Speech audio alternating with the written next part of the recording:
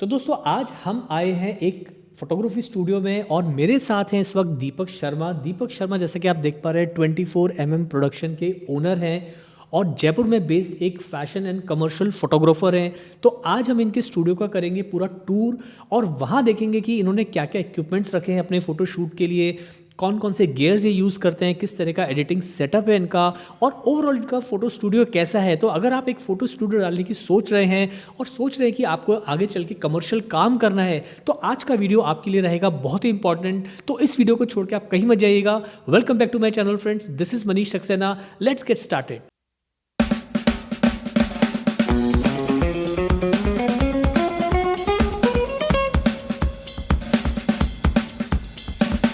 सबसे पहले thank you so much Deepak, आपने हमें आज इनवाइट किया और आपने जो पिक्चर्स भेजे थे मुझे बहुत ही अच्छे लगे। तो मैंने सोचा क्यों ना आज मैं पर्सनली यहाँ पर आऊँ और आपका स्टूडियो को हमारे चैनल पे सबको दिखाएं। दीपक सबसे पहले आप छोटा सा अपना इंट्रोडक्शन देंगे, आप क्या करते हैं और कब से ये काम कर रहे हैं। सर मेरा नाम है दीपक शर्मा, मैं बेसिकली दिल्ली से हूँ और अभी मैंने 2 महीने पहले ही यहाँ पे अपना ये स्टूडियो स्टार्ट किया है। बिकॉज जयपुर के मार्केट को थोड़ा देखते हुए इस तरीके के सेगमेंट से मुझे बहुत ज़्यादा यहाँ पे नहीं दिखता था इसलिए। और फोटोग्राफी शुरू किए हुए मुझे 5-6 साल हो गए, तो मैं 5-6 ईयर से इंडस्ट्री में हूँ एज ए फैशन फोटोग्राफर। लोग मुझे जानते हैं दिल्ली में और मैं कॉर्पोरेट का भी मार्केट मतलब करता हूँ उस तरीके से। तो जयपुर आपने जो डिसीजन लिया यहाँ पे आने के लिए, तो ये सारा जो स्टूडियो आपने डाला है, तो हमें एक तो हमारे दर्शकों को ये बताइए, एक तो कॉस्ट कितना है इसका टोटल, हम टूर करते वक्त जो है बात भी करते जाएंगे। दूसरी चीज़ हमें ये जानना ज़रूरी है कि जो लोग अब इस फील्ड में आ रहे हैं तो उनके पास मिनिमम गियर्स कौन से होने चाहिए, क्योंकि आपके पास वो सारे गियर्स मुझे अच्छे लगे जो एक मिनिमम गियर्स तो होने ही चाहिए जिससे कि हम एक कमर्शियल फोटोग्राफी कर सकें। तो पहले हम थोड़ा सा उठ के चलते हैं और यहाँ पर देखते हैं। तो जैसे कि आप देख पा रहे हैं दोस्तों, इस वक्त हम खड़े हैं इनके स्टूडियो में।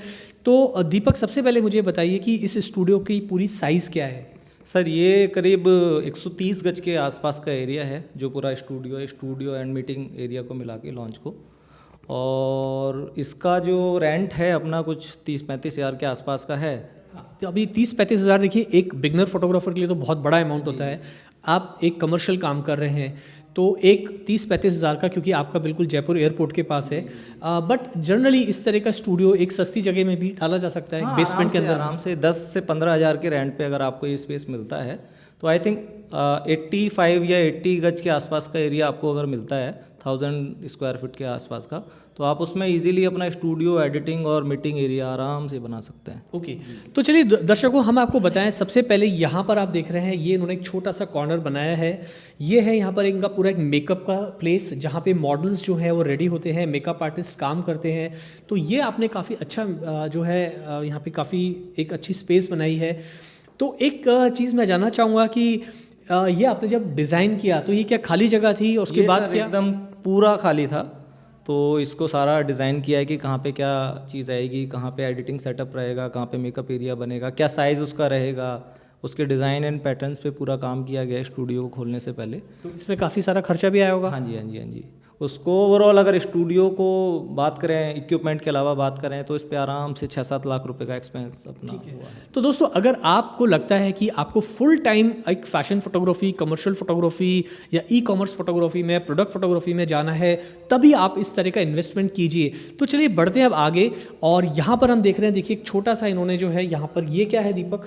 सर ये हमने चेंजिंग रूम बनाया है और चेंजिंग रूम हमारा ये मॉडल्स के लिए कपड़े चेंज करने के लिए। तो आप देख पा रहे हैं हाँ जो साइज़ होता है उससे बड़ा है, बिकॉज मॉडल्स एक टाइम पे एट ए टाइम 2 मॉडल्स भी आराम से कर सकती हैं इसलिए। ओके तो ये छोटा सा आप देख पा रहे हैं चेंजिंग रूम है। अब चलते हैं हम यहाँ पर, ये देख रहे हैं आप, ये इनकी एंट्रेंस है यहाँ से और इसके बाहर इनका एक मीटिंग एरिया है जो हम अभी बाद में देखेंगे। यहाँ पर जो है एक इन्होंने छोटा सा, आप देख पा रहे हैं दोस्तों, ये टॉयलेट है पूरा बनाया हुआ है। तो ये सारी चीज़ें जो एक स्टूडियो में होनी चाहिए, क्योंकि मॉडल्स आते हैं, काम करते हैं, टीम आती है पूरी, तो एक टॉयलेट आपके पास होना बहुत ही ज़रूरी है। तो इस चीज़ का हमेशा ध्यान रखें। अब बात करते हैं आपके गियर्स की। तो दीपक फिलहाल मुझे बताइए कि आप कितनी लाइट्स हैं आपके पास? सर अभी अपने पास 10 से 12 लाइट्स हैं। सारा एलन क्रोम का लाइटिंग सेटअप अभी रखा हुआ है, गोडेक्स और दूसरे से। मैं थोड़ा सा एक बार निकाल के दिखा देता हूँ दर्शकों को यहाँ से। तो ये हम देखते हैं कौन सी लाइट है, बिकॉज बहुत सारे लोग चैनल पे पूछते हैं लाइट्स कौन सी यूज़ करते। तो दिस इज़ FRX 400 लाइट है दीपक, राइट? तो ये क्या कॉस्ट में पड़ा आपको लाइट? सर 400 के मेरे पास 6 सेट हैं लाइट के और इसका अप्रॉक्स जो कॉस्ट है वो 40 के आसपास का है, जिसमें 2 लाइट शायद अपने को रहती हैं। अच्छा, 40,000 के अंदर पूरा ही। तो ये आप देख पा रहे हैं, ये आपका स्ट्रिप साउंड बॉक्स है। ये सब साथ में ही आया है पूरा? नहीं सर, ये पर्टिकुलर स्ट्रिप वाला अलग से लिया है, ये साथ में आता है जनरली। आई थिंक 66 बाई 66 का इसका साइज़ है स्क्वायर में। तो लाइट के साथ ये पूरा एक सेटअप आता है जिसमें स्टैंड आपको मिलता है, वायर मिलता है और साउंड बॉक्स मिलता है। ओके। इस तरीके का पर्टिकुलर आपको लेना है तो फिर वो आपको अलग से बाय करना पड़ता है। ओके।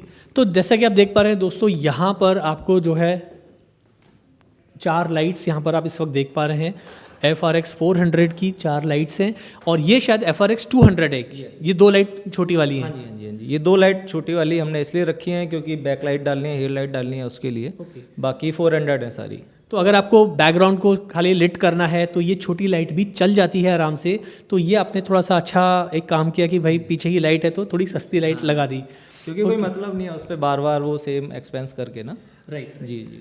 तो ये आप देख पा रहे हैं यहाँ पर सारे इनके चारों लाइटिंग गियर्स। अब उसके बाद बात करेंगे ये जो आपने बैक रोल्स हैं, ये मेरे ख्याल से 9x36 के बैक रोल है, राइट? 9x36 के हैं, तो 2 लगे हुए हैं, 2 रखे हुए हैं नीचे उस तरीके से। इसका क्या कॉस्ट है?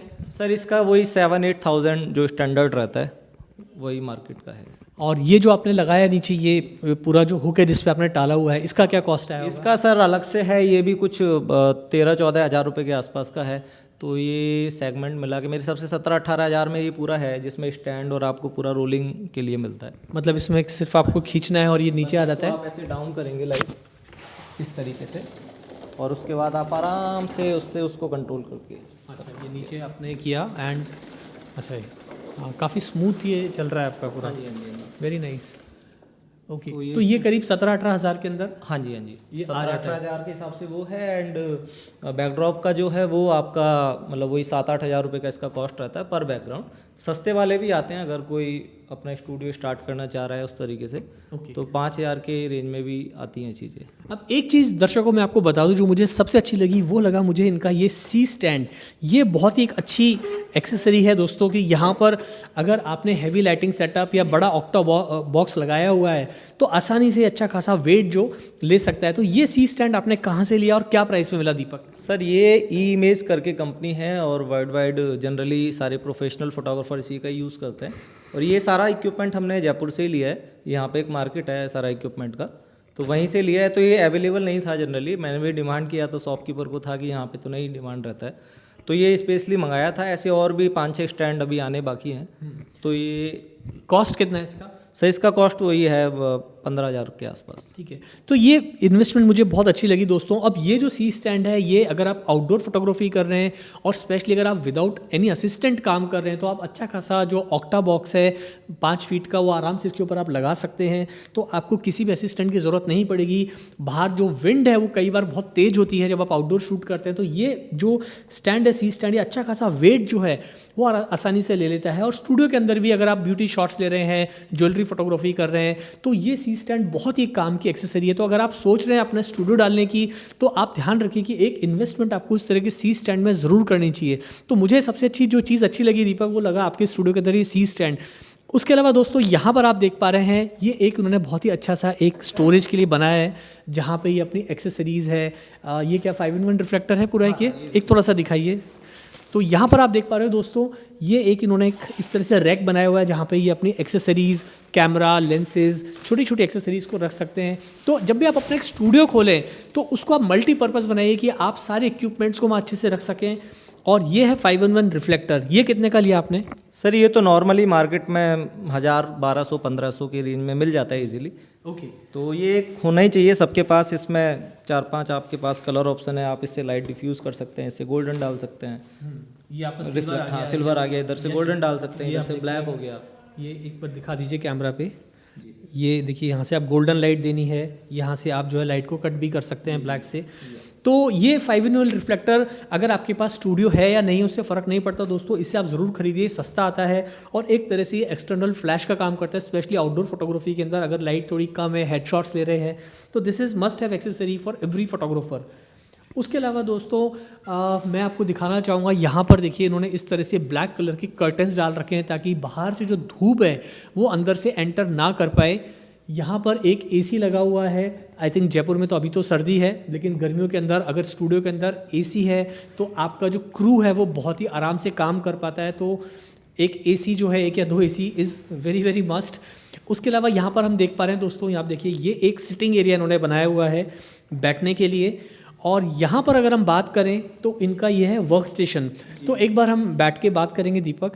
अब सबसे पहले आप बताइए कि आपका जो एडिटिंग सेटअप है वो क्या है, आप कौन से सॉफ्टवेयर यूज़ करते हैं? सर सॉफ्टवेयर सारे एडोब के यूज़ होते हैं। लाइट रूम फ़ोटो के लिए यूज़ होता है, फोटोशॉप यूज़ होता है, वीडियो के लिए भी एडोब के ही सॉफ्टवेयर यूज़ होते हैं। तो आप मोस्टली सारे एडोबी के ही सॉफ्टवेयर यूज़ कर रहे हैं।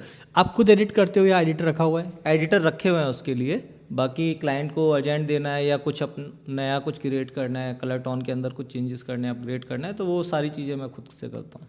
बहुत सारे जो दर्शक हैं उनको एक ये दिमाग में चीज़ होती है कि अगर हम एक फ़ोटोग्राफी कर रहे हैं तो क्या हमें एडिटिंग आना ज़रूरी है या काम को आउटसोर्स करना बेटर रहेगा?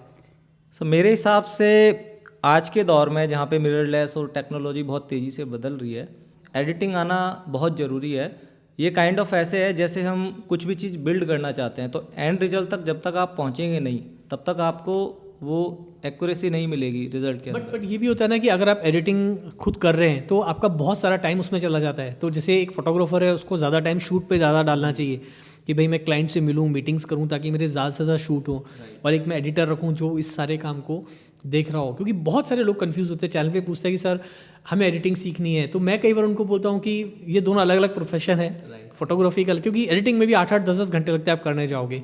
बट हाँ, ये ज़रूर है कि आपको बेसिक्स जो है वो आने चाहिए, सो दैट कि आप अपने एडिटर को आगे बता सको कि आपको क्या चाहिए। तो इसलिए आपको बेसिक्स क्लियर होने बहुत ज़रूरी हैं। उससे क्या होगा कि आप अपने एडिटर को अच्छे से गाइड कर पाओगे, आपका डायरेक्शन स्ट्रांग होगा तो आपका आउटपुट अच्छा आएगा। Very nice. सेटअप क्या है, कितना रैम है, क्या क्या आप इसका कॉन्फ़िगरेशन थोड़ा बताएंगे? सर i9 प्रोसेसर है इसका और रैम इसके अंदर 32 GB है और कूलर मास्टर के फ़ैन वगैरह भी लगे हुए हैं। तो एक हैवी मशीन है, मतलब 4K का एडिटिंग मुझे इस पे करना है अगर वीडियो के सेगमेंट से बात करूँ, क्योंकि फ़ोटो तो i5 या उससे भी कम में हो जाएगा। लेकिन अगर मुझे इस पे 4K वीडियो भी एडिट करना है तो बहुत इजीली वो उसके ऊपर एडिट हो जाएगा। तो मतलब बगैर प्रॉक्सी फाइल बनाए आप कर सकते हो? हाँ, यस, आराम से। ओके। तो भैया 32 GB रैम है, i9 का प्रोसेसर है, और ये स्क्रीन कौन सा है? HP का? HP का स्क्रीन है सर, IPS पैनल है। इसका भी कॉस्ट कुछ 22,000 रुपये के आसपास है। एक अच्छा मॉनिटर है मिड सेगमेंट से। ओके। तो दोस्तों ये एक आपने देखा कि एक अगर आपको एक वर्क स्टेशन बनाना है तो मिनिमम ये सेटअप होना ज़रूरी है आज की टाइम में, क्योंकि जो भी मिररलेस कैमरा आप आ रहे हैं उसमें जो अगर आप 4K पे स्पेशली शूट करें तो फाइल का साइज़ काफ़ी ह्यूज होता है, और वहाँ पर अगर आपके पास में अच्छी रैम, अच्छा प्रोसेसर नहीं है तो आपको एडिटिंग में घंटों लग जाते हैं, और कई बार जो फाइल है वो बहुत अटक अटक के चलती है। HD में तो हो जाता है, बट जो आजकल 4K इज़ मस्ट, आजकल तो 4K मस्ट हो गया है, तो वहाँ पर आपको एक अच्छा सेटअप होना ज़रूरी है। अब ये जो फ्लोर एरिया है अपना दीपक, इसका कितना मतलब कितना साइज़ होगा ये? सर इसका अगर ऐसे चौड़ाई के हिसाब से बात किया जाए, विड्थ के हिसाब से, तो करीब ये है 26-27 फीट के आसपास।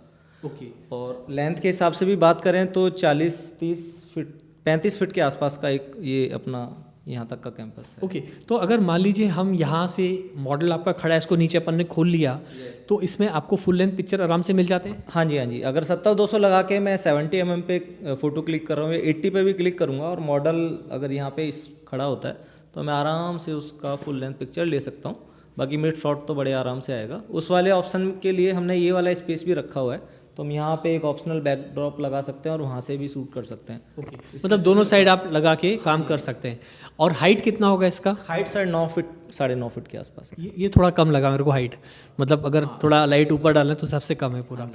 तो दोस्तों ये एक छोटा सा आपने देखा स्टूडियो सेटअप यहाँ पर इन्होंने डाला हुआ है, और ओवरऑल यहाँ पर सारी वो सुविधाएं हैं जो एक स्टूडियो में होनी चाहिए। एक वर्क स्टेशन है, बैठने की सुविधा है यहाँ पर, एक आप देख पा रहे इस तरह से एक टेबल है, यहाँ पर आप अपने अगर टेदर शूटिंग कर रहे हैं तो अपना लैपटॉप या आपका डेस्कटॉप है, आप टेदर शूटिंग कर सकते हैं, या खाने पीने की चीज़ें हैं, या आपकी अदर एक्सेसरीज़ है, मॉडल्स की एक्सेसरीज़ हैं। अगर आप कोई भी इस तरह का ई-कॉमर्स का काम कर रहे हैं तो वो सब आप कर सकते हैं। यहाँ पे एक छोटा इक्विपमेंट के लिए एक्सेसरीज के इन्होंने एक छोटा सा यहाँ पे एक्स्ट्रा उसमें आपके ये आपके देखिए इस तरह से इन्होंने जो है आपके ये एक्सटेंशन बोर्ड रखे हुए हैं, केबल्स यहाँ पर इन्होंने इस तरह से डाले हुए हैं।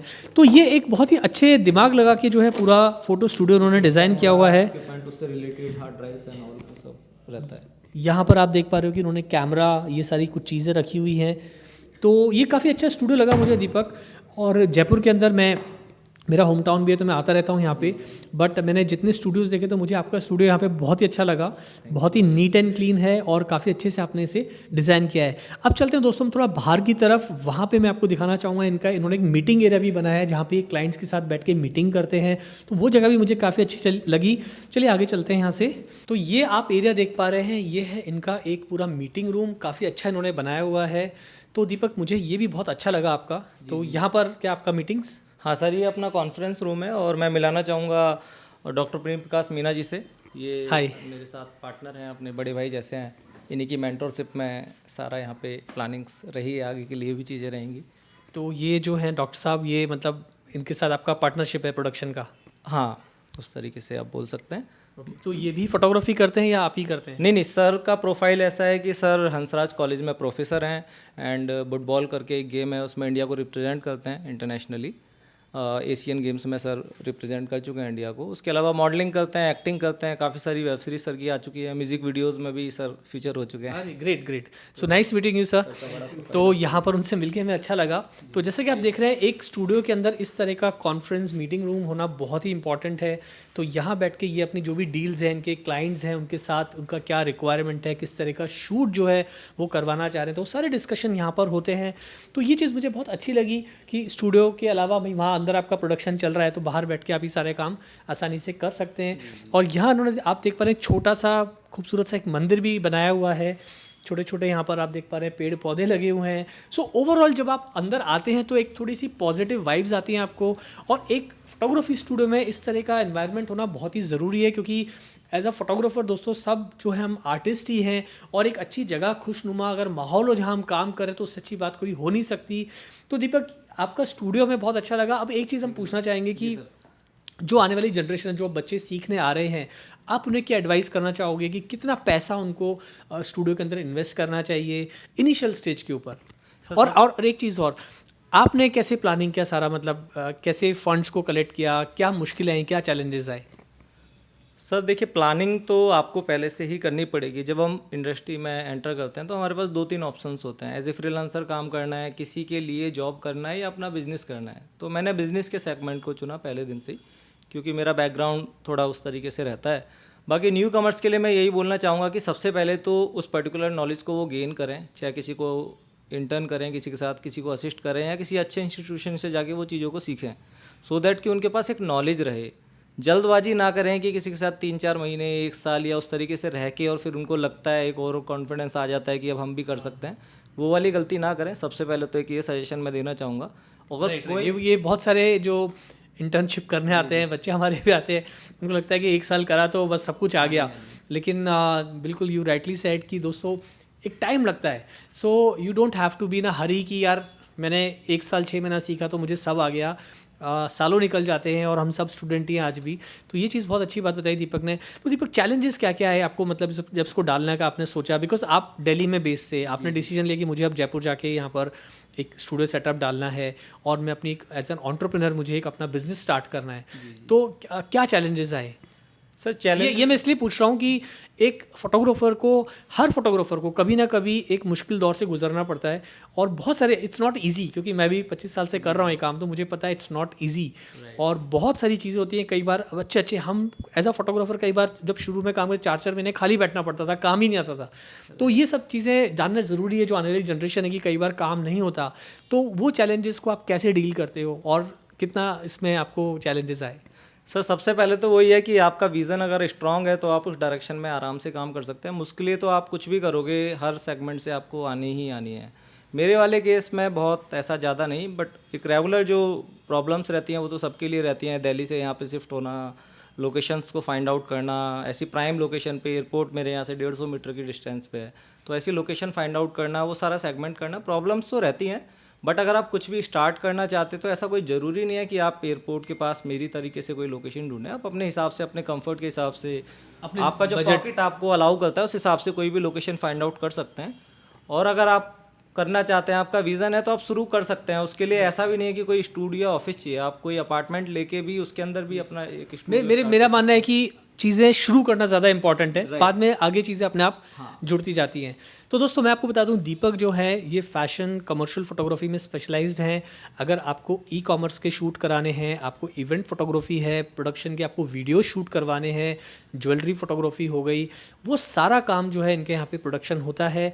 इनका इंस्टाग्राम का आईडी मैंने यहाँ लगा दिया है, तो वहाँ आप इन्हें फॉलो भी कर सकते हैं। और कोई भी जानकारी अगर आप जयपुर से हैं तो आप इनके कांटेक्ट कर सकते हैं, और अगर आप बाहर से भी हैं तो यहाँ पर वो सारी सुविधाएं जो हैं इन्होंने अवेलेबल करा रखी हैं। आप यहाँ आइए, अपना काम कराइए, and Deepak will attend you. और बहुत ही अच्छे इंसान हैं, इनसे मिलके मुझे बहुत अच्छा लगा।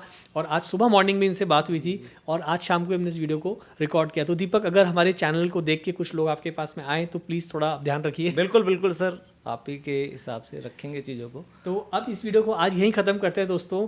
और इस वीडियो को लेके आपके क्या विचार हैं, क्या कमेंट्स आप नीचे लिखना चाहेंगे, तो आपके कमेंट्स का मुझे रहेगा इंतज़ार। अगर स्टूडियो डालने से जुड़े हुए कोई भी सवाल हो तो वो आप कमेंट में डाल के मुझे ज़रूर पूछेगा। मैं कोशिश करूँगा आपके सवालों के जवाब देने की। आज के लिए इतना ही, जल्दी मिलते हैं फिर नई वीडियो के साथ।